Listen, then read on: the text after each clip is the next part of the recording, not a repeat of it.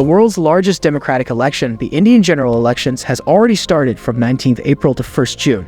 While this election will literally decide the future of our country, on the other hand, a very big scam is going on. पर तो कुत्ता भी खड़ा हो जाए हम जिता देंगे। ये सच है, अगर कुत्ता भी आएगा उसको भी जिताएंगे। ये तो फिर अंधविश्वास नहीं, भक्त हैं, अंधविश्वास नहीं है, हम भक्त हैं। अगला प्रधानमंत्री किसको देखना चाहते हो? राहुल गांधी? राहुल गांधी राहुल गांधी को देखना चाहते हो? ऐसे ही बस पसंद है। ऑब्वियसली आम आदमी पार्टी से आई मीन फ्री बिजली, फ्री सारी चीजें किसको नहीं पसंद। गैस सिलेंडर 1000 के ऊपर हो गया। हम तो 5000 में भी सिलेंडर ले लेंगे, 5000 नहीं 25000 में भी ले लेंगे, मगर चाहिए हमारे को Modi. The sad thing is that this is not a matter of these elections, but it has been going on for centuries. Every time before the elections, the Election Commission of India seizes money worth lakhs of crores because in our country, people decide just a day before whom to give the vote. Yep, it's sad, but that's how they buy votes. But do you think after this, will these parties really work for the country? And yep, an party will raise this concern because everyone is involved in it. And that is why it is very important that we don't vote for the parties on our personal bias, caste, or even worse because of these so-called freebies. We should give them a vote based on their vision for India. Are they working towards that vision? What policies are they making for the economic infrastructure of India? Vote only on the basis of things like this, and for that, we should go through their manifestos. Now here also, the parties are unfortunately fighting amongst themselves. Like someone is saying that it is written in BJP's manifesto that all the rights will be taken away from the Muslims. Or someone is saying that it is written in the Congress manifesto that they will steal the jewelry from Hindu women and give it to the Muslims.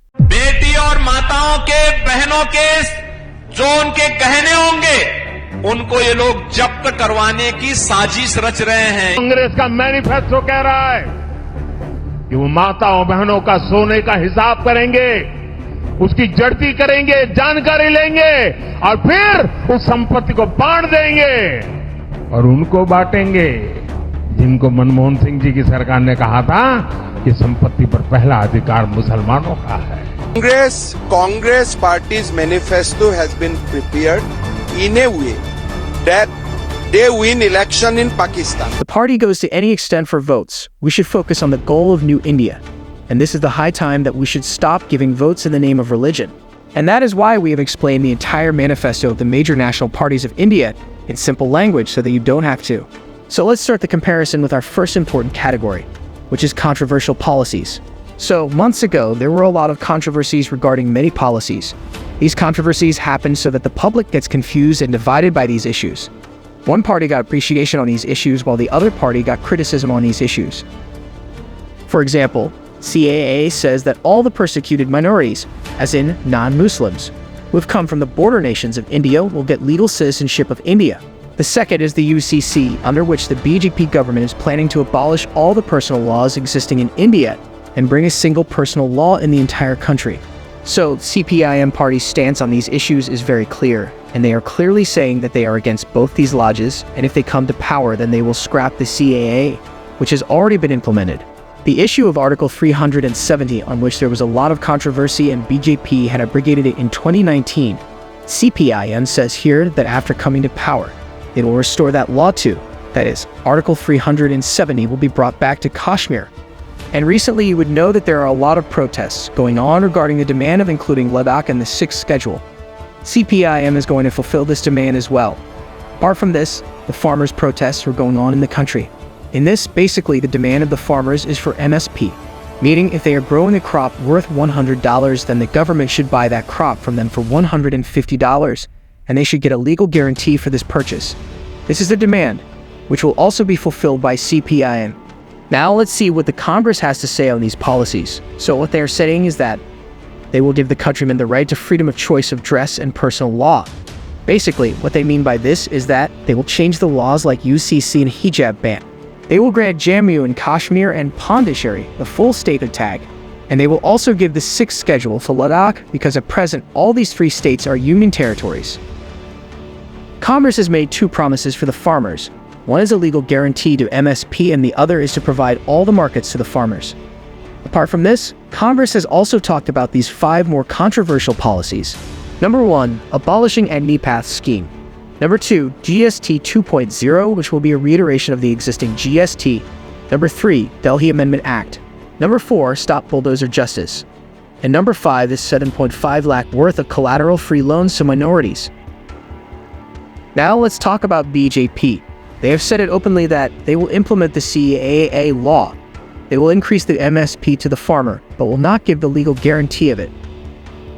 Now, everyone knows that the criticism of BJP is that it is a pro-Hindu party because Hindus are the major voters for them.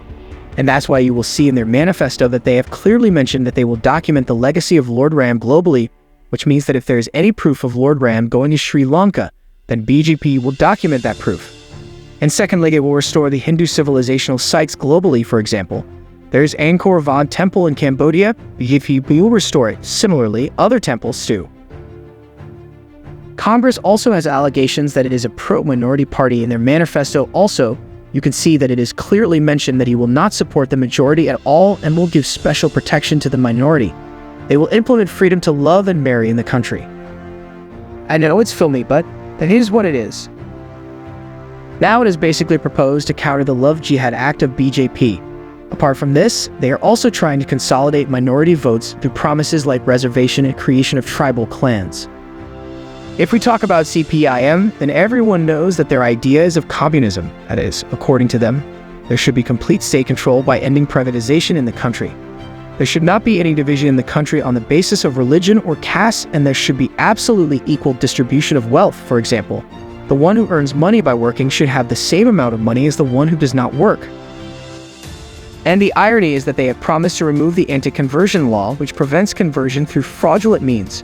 Along with this, CPIM has also promised that it will immediately remove the RSF personnel working on key positions in the country. So till now, you have seen what these parties have to say about all these controversial policies. What is their vision? But apart from this, there are many new policies that they want to propose. Like, for example, CPIM promised that they will impose heavy taxes on the rich, stop the use of Aadhaar card for social schemes, and repeal UAPA, an NSA Act, which is to stop terrorist activities, and AFSP Act, which is to bring the disturbed areas under control. CPIM will end all these acts in those areas which give power to the army and also privatization from the country forever. And for the national security of India, CPIM will demilitarize nuclear weapons, cyberspace, and space missile technology. Which is kind of funny. I mean, how can one be protected without weapons? Anyways, that's all in CPIM's manifesto. Whereas if we talk about Congress's plan, then they will decriminalize defamation, that is abusing anyone or speaking wrong. They will also ban the internet suspension. Now if we talk about BJP, then in their manifesto, this time also they have proposed their same old policies like zero tolerance against terrorism, tech-savvy police, infrastructure development, no major changes in their manifesto for this election. Now let's talk about the next comparison category, which is the economy. The future of any country depends on its economic policies. And if CPIM's manifesto is to be believed, then they want to change our entire economy. For this, they have proposed for 3 major policies. First, only mass consumption. Only the production of goods, essential items, will get government support, not luxury goods. Secondly, they will stop giving licenses to new private banks, and foreign banks will not be able to take over Indian banks. Thirdly, they will charge high interest rates from the rich for their loans, and low interest rates from poor. I know many people will be surprised to hear this, but this is the ideology of communism, and we can't do anything about that. Then next, if we talk about BJP's manifesto in this sector, then they have clearly mentioned that they will make India the 3rd largest economy. Next, they say that they will make India a global manufacturing hub in all these sectors. Basically, they want to make India the next China, where foreign companies can come and create jobs. But it is not mentioned that at which rate these things are going to happen. Now, if we talk about the Congress Party, then they have given the least value to economic policies. In the manifesto, only one thing has been focused more on making India a manufacturing hub. Again, like BJP. Congress has also not specified that what is their plan of action going to be for this, and how much time will it take for this development to come. Now let's talk about our next comparison criterion, which is foreign policy, like how are your relations with other countries, how much is your global influence, trade, national security, comes into this. Starting with BJP, they have divided their foreign policies into 2 parts, India First policy and India as a global soft power. In India First policy, India will thrive to become the voice of the global south, and its aim is also to make India a permanent member of the UN. Secondly, India will become a global soft power through which India will open its cultural centers, yoga and Ayurveda centers in every country, which will basically reflect the culture of India. BJP's biggest stand comes into this category, bringing back India's idols, those who were stolen from India and those who were looted from us during the colonial rule. But on the other hand, Congress, on the other hand, is trying to change India's foreign policy. They want to follow a peaceful approach, and for this, their first promise is to show support to Gaza instead of Israel. The second promise is to engage in peaceful talks with Pakistan. In other words, forgetting whatever has happened between the two countries till now, and moving towards friendship with Pakistan, extending a hand so that terrorism can be ended. And last one, CPIM, and again like economy, they want to completely change the foreign policies of India and take an anti-USA and pro-China approach. Their promise is that they will break relations with Israel and impose sanctions on it through UN.